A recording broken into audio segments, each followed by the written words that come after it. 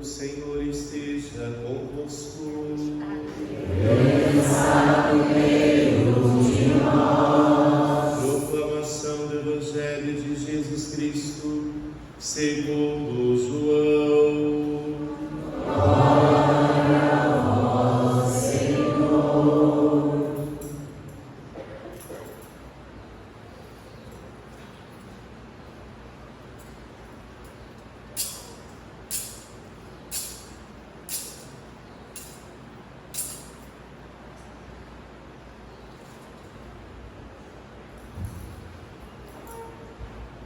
Ao anoitecer daquele dia, o primeiro da semana, estando fechadas por medo dos judeus as portas do lugar onde os discípulos se encontravam, Jesus entrou e, pondo-se no meio deles, disse: a paz esteja convosco. Depois destas palavras, mostrou-lhes as mãos e o lado. Então os discípulos se alegraram por verem o Senhor. Novamente disse Jesus: a paz esteja convosco. Como o Pai me enviou, também eu vos envio. E depois de ter dito isso, soprou sobre eles e disse: recebei o Espírito Santo. A quem perdoardes os pecados, eles lhes serão perdoados. A quem os não perdoardes, eles lhes serão retidos. Palavra da salvação. Glória a vós, Senhor.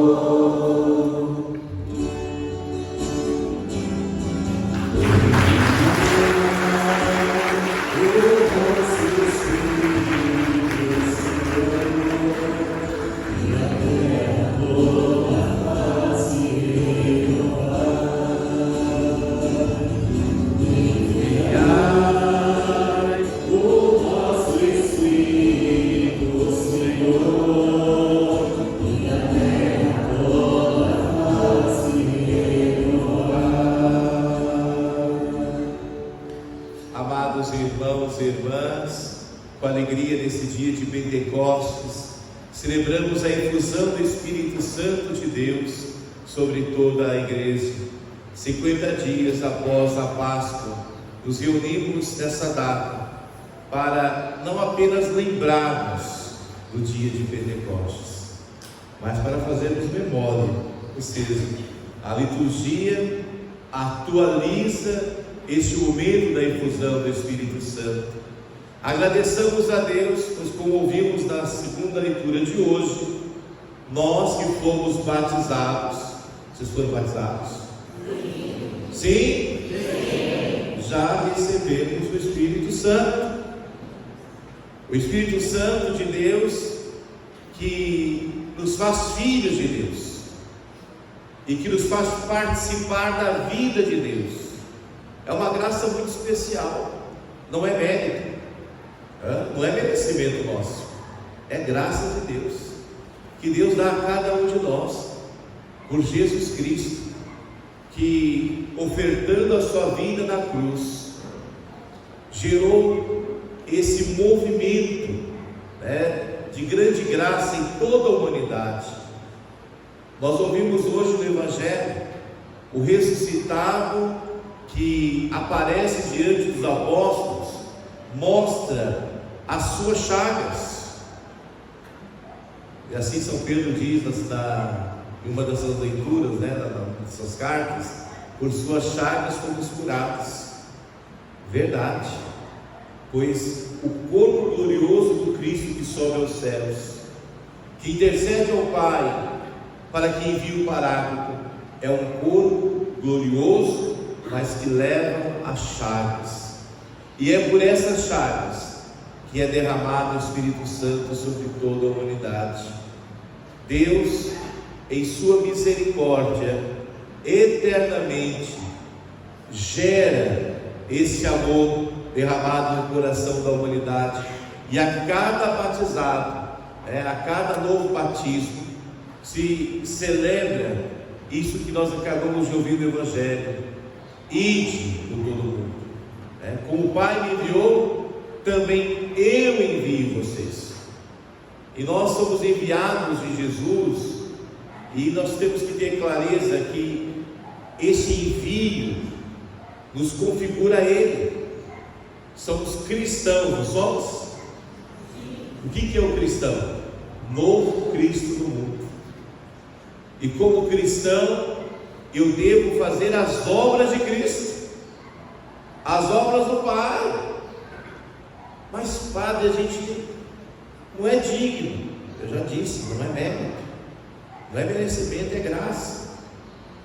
Ele nos fez participar da sua vida.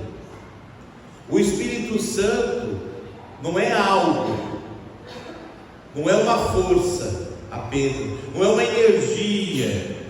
O Espírito Santo é Deus, entende? E quem nos revela que o Espírito Santo é Deus? Jesus, quando nos envia a batizar em nome do Pai, do Filho e do Espírito Santo. Por isso, quando nos cantamos a sequência da segunda leitura, hóspede da alma, para dizer, Ele habita a nossa alma e nos santifica. Vivamos a vida no Espírito, para que, assim como os apóstolos, na primeira leitura nós ouvimos hoje, possamos ficar todos cheios do Espírito Santo e começar a falar da boa nova da salvação. Como línguas de fogo, o Espírito Santo desceu sobre cada apóstolo, ali purificando e ao mesmo tempo infundindo a graça de uma vida nova. E apesar de terem vários povos, várias línguas, todos entendiam os apóstolos na sua pregação, porque a salvação ela é universal, e por isso a nossa igreja não poderia ter outro nome senão católica. Todo mundo sabe o que significa a palavra católica? Sabe?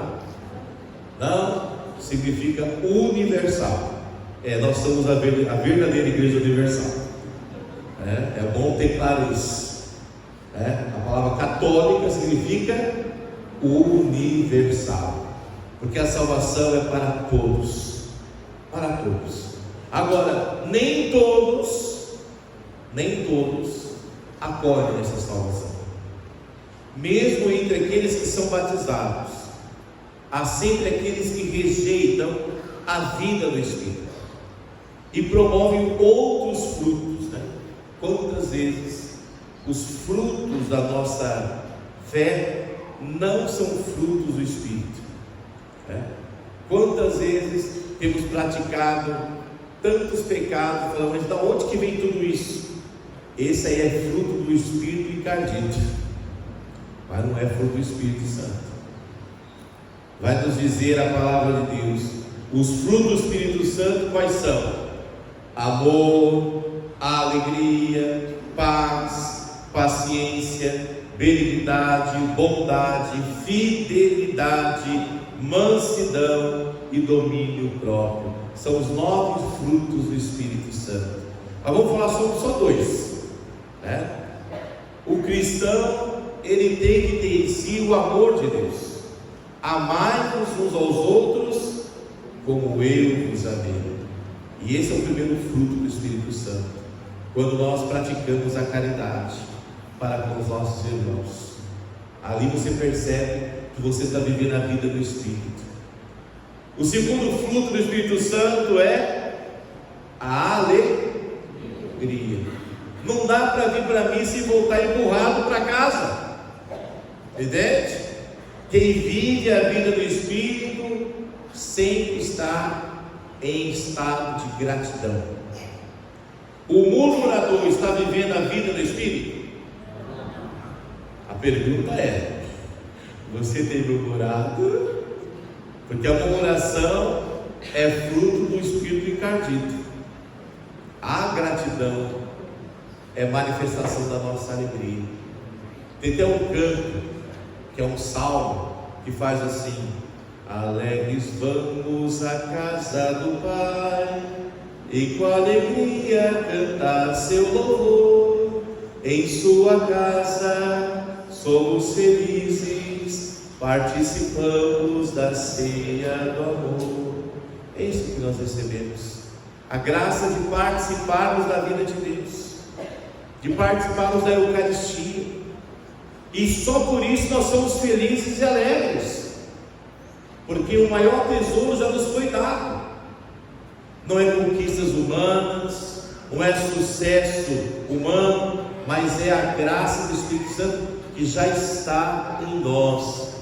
Nós ouvimos no Evangelho que quando Jesus se põe no meio dos apóstolos, as portas estão fechadas. Aqui não tem como não lembrar dos 2 anos e pouco de período de pandemia, onde muitas portas estavam fechadas e muitas pessoas estavam recolhidas no seu medo. E quantas vezes Jesus alcançou essas pessoas através dos meios de comunicação.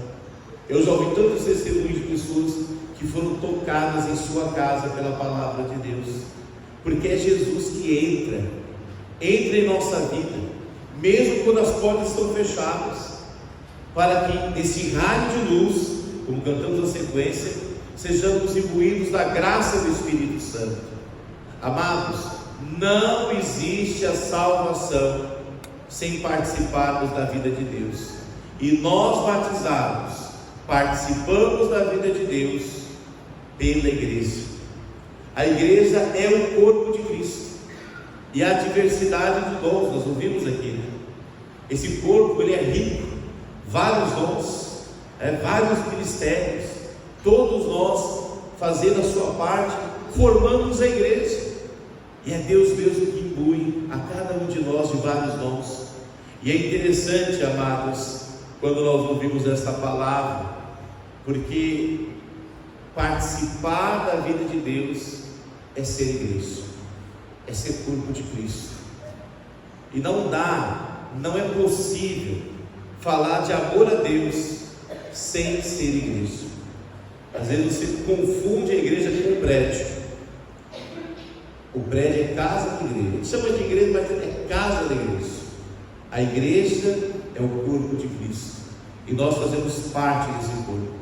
E quando nós não estamos em comunhão com Cristo, é porque não estamos em comunhão com o corpo de Cristo, que é a igreja. Por isso que Jesus dá aos apóstolos, dá à igreja, um poder muito especial, o poder do perdão dos pecados. A quem perdoar os pecados, eles lhes serão perdoados; a quem não os perdoares, eles serão retidos. Dá o poder de abrir e de fechar, Então que nós peçamos a Deus a graça sempre de buscarmos a sua misericórdia, de buscarmos o seu perdão, para que, reconciliados com Ele, nós sejamos realmente cheios do Espírito Santo. Ah, Padre, mas eu me confesso em casa com Jesus. Ah, eu faço a minha oração, está tudo certo. Não faz não, está errado. A igreja nos ensina que você tem que procurar o sacramento da confissão. Ah, mas eu tenho vergonha. Que bom você ter vergonha. Esse é um bom sinal. Um católico que vai confessar e não tem vergonha do seu pecado, é melhor nem vir se confessar. Mas se você tem vergonha, ótimo, isso é um bom sinal. É sinal que você quer viver a vida do Espírito, entende? É sinal que você não se orgulha do teu pecado, não se orgulha das suas falhas. E às vezes, amados, porque não vivemos a vida do Espírito, nos fechamos em nós mesmos. Quantos católicos se fecham a si mesmos, na sua verdade? E o Espírito Santo é chamado o Espírito da verdade. Será que a nossa verdade está batendo com a verdade de Deus? Porque muitas vezes a nossa verdade humana é uma verdade descartável. Hoje é verdade, amanhã já não é mais verdade. A verdade do Evangelho não, ela é única. Ela sempre foi e sempre será mesmo. Por isso Jesus Cristo ontem, hoje e sempre, Ele não muda. Peçamos que o Senhor nos alcance pelo poder da sua palavra, e que seu Espírito Santo nos santifique nesse dia de hoje, que nós tenhamos esse desejo de viver a comunhão com Deus, a vida em Deus, vivendo a vida no Espírito. Louvado seja nosso Senhor Jesus Cristo. Para sempre seja